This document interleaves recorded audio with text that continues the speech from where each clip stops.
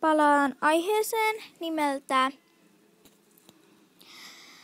faktoja, mutta mä en ole ihan varma, että kuinka monta faktaa mä tuun tekee, mutta se katsotaan. Ja sitten aina mun on pakko sanoa tähän näin, että toi mikki saattaa tosi huonosti, koska se on niin ruma, niin mä en halua laittaa sitä tohon noin, niin mä yritän pitää sitä mikin tosi lähellä.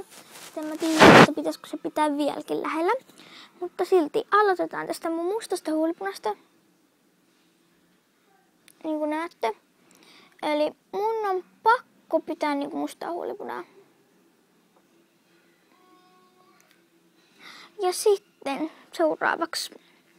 Mä oon tosi iloinen ihminen. Mä en niinku pelehi pienestä. Mut jos mulle tulee oikeesti joku iso murhe, niin oikeesti ei tuu mitään. Ja mä oon tosi semmonen, että mä itken tosi semmosesti pienesti. Ja mä yritän olla niinku tosi niinku varovainen kaikista ja kaikkea tommoista. Ja toiseksi mä en voi elää ilman korvarenkaita. Mä en lähde minnekään ilman korvarenkaita.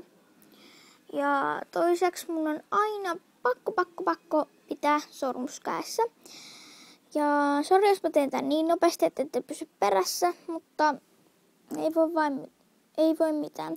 Mun on pakko aina nyppiä mun kulmakarvat. Sitten mun on aina pakko niinku harjata ja silleen tehdä niille kaiken. Sitten mä en voi elää, jos mä oon letittänyt yöllä mun tukkaa, mua alkaa vaivaamaan se. Niin sit mä saatan joskus 3 aikaa niinku ruveta letittämään tätä tukkaa. Ja sit jos vaikka mä en oo harjannut aamulla mun tukkaa, niin mun on siitä ihan kauhea katastrofi. Jos mä en oo kattonut niinku omasta vaatekaapisesta huomiselle päivälle vaatteita, niin sit se on katastrofi sinä päivänä. Jos vaikka pitää mennä jonnekin. Ja sit toinen on se, että kattokaa, mun naamassa kasvaa ihan tämmönen näppejä tossa, tuolla. Ja niinku huomaatte noin, niin huomaatteko, mä oon joutunut repiä tosta noin.